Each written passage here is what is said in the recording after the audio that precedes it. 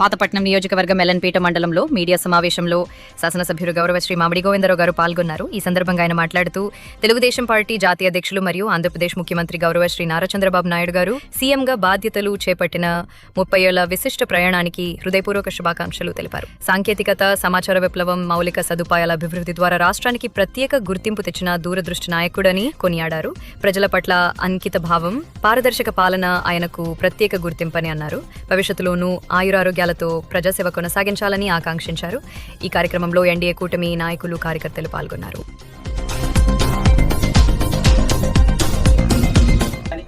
మన తెలంగాణ రావడం అనేది జరిగింది.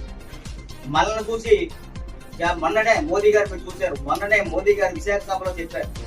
నేను పబ్లిక్ లో ఎదురుగా కూర్చుని విన్నాను. నేను చంద్రబాబు ఆయన గుజరాత్ సీఎం గా ఉన్నప్పుడు, చంద్రబాబు నాయుడు గారు ఉమ్మడి ఆంధ్రప్రదేశ్ సీఎం గా ఉన్నప్పుడు చంద్రబాబు నాయుడు గారి సంస్కరణలతో ఆయన కాపీ కొట్టేవాళ్ళని మోదీ గారు సాక్షాత్ ప్రధానమంత్రి గారు చెప్పిన వ్యక్తి ఆయన.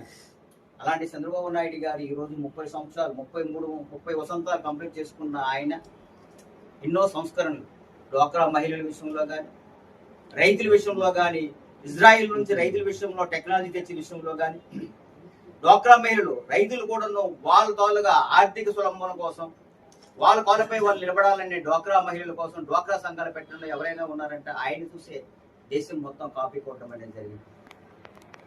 జన్మభూమి కార్యక్రమాల విషయంలో కానీ, ఇలా చెప్పుకుంటూ పోతే విద్యుత్ సంస్కరణల విషయంలో కానీ, డిజిటల్ కరెన్సీ విషయంలో కానీ, మోదీ గారికి చంద్రబాబు నాయుడు గారు లాస్ట్ టైం మీరు చూశారు. మెయిన్ పెద్ద నోట్లో ఆల్రెడీ బ్యాన్ విషయంలో 2016 విషయంలో కానీ, ఏ విషయం తీసుకున్నది చంద్రబాబు నాయుడు గారు విజనున్న నాయకులు, ప్రపంచ దేశాలు కూడా చంద్రబాబు నాయుడు గారిని గౌరవించడం గల కారణం ఆయన టెక్నాలజీ ఆయన చూస్తుంది. ఈ రోజు తెలంగాణలో ఈ హైటెక్ సిటీ కానీ, ఈ రోజు తెలంగాణ అభివృద్ధికి గల కారణం ఎవరైనా ఉన్నారంటే మన సాక్షాత్ తెలంగాణలో రేవంత్ రెడ్డి గారే మీటింగ్ లో చెప్పడం అనేది జరిగింది. ఏం చెప్పారు? చంద్రబాబు నాయుడు గారు ఎన్ని అనుకున్నా ఎన్ని అనకపోయినా ఈ రోజు తెలంగాణ అభివృద్ధికి గల కారణం, మెయిన్ కారణం హైటెక్ సిటీ కారణం అని చంద్రబాబు నాయుడు గారు అని చెప్పారు. ఈ రోజు ఆంధ్రప్రదేశ్ విషయం తీసుకుందాం. స్వర్ణాంధ్ర సృష్టికర్త. ఈ రోజు మనకి అమరావతి రాజధాని. గతంలో జగన్మోహన్ రెడ్డి చేసిన మోసాలు మనం అందరం చూసాం. 3 రాజధానులు అన్నాడు. 5 సంవత్సరాలు ప్రజలు పుదుపులు పెట్టాడు.